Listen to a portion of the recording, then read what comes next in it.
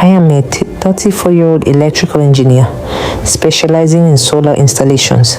I am married and have 2 children, a boy and a girl. My wife is 26 years old. In 2021, I got a contract in a nearby state and traveled there with 3 of my workers. 2 days after I left, my wife called me using our landlady's phone, saying that our son had thrown her phone into a bucket of water.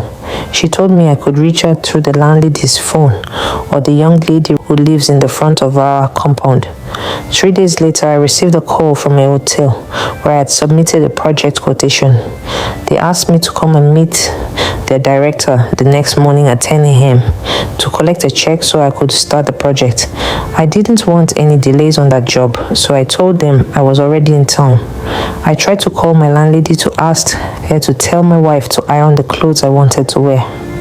But the landlady said she had traveled to the village. With no way to get through to my wife, I decided to leave as early as 5 a.m. so I could get to my house on time. Get ready for the meeting on 10 a.m. When I got home, I saw my wife outside the compound washing clothes. We hugged and I excitedly told her that God had answered our prayers. I had secured the hotel contract. She screamed with joy and I promised to buy her a new phone. When I returned, I rushed inside the house to get my clothes and ironed them. But when I opened our wardrobe, I found 3 packs of condoms, 2 already used. I was shocked. I quickly took a photo of them. I then called her. I asked, "What are condoms doing in our house?" Because I know we do not use it. She went silent a few seconds, then suddenly burst out laughing, saying it was just a prank. "I want to prank you to see your reactions." I didn't believe her. I left from a meeting, but when I returned, I confronted her again. I told her there was no way it could be a prank because she didn't know I was coming home that day. I begged her to tell me the truth about who she had been with that night. I told her I loved her and only wanted to know, so we could handle things quietly. Because where I come from, adultery is considered a serious taboo. It can even spiritually harm a man once you are legally married to the woman. She stuck to her story, insisting it was a prank she saw online. I couldn't believe her. So I called my elder brothers and told them everything. One of my brothers suggested that for the sake of my life, she should swear an oath if she was truly innocent, if truly that was prank, so I would not be harmed spiritually according to our traditional belief. We involved her family, and her father called her home for questioning. A few days later, her family got back to us, saying she would not swear because it was against their faith and beliefs. Since then, she has never returned to my house. I have been taking care of my 2 children alone for the past 1 year.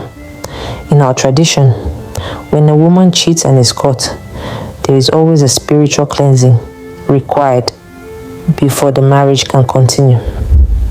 This ritual is deeply important because it is believed that if cleansing is not done, the consequences could harm the innocent husband or even the children. When I suspected my wife of being unfaithful, I wanted to follow this tradition, not to condemn her, but to protect myself and our kids. But instead of admitting the truth, she kept denying it. She even claimed it was all a prank. Because she knows the seriousness of this tradition, she has never tried to come back for our 2 children. She understands that if she truly cheated and the cleansing was not done, the effects could be dangerous for them. Despite my suspicions, I loved her deeply. She was with me when I had nothing, and I will never forget that. I even made up my mind to accept her back if she confessed, so long as she went through the cleansing for everyone's safety.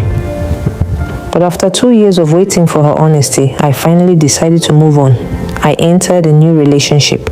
When she found out, she began messaging me, saying it was the devil's influence, insisting she had never cheated on me until the day I caught her. By then, it was too late. I had already moved on.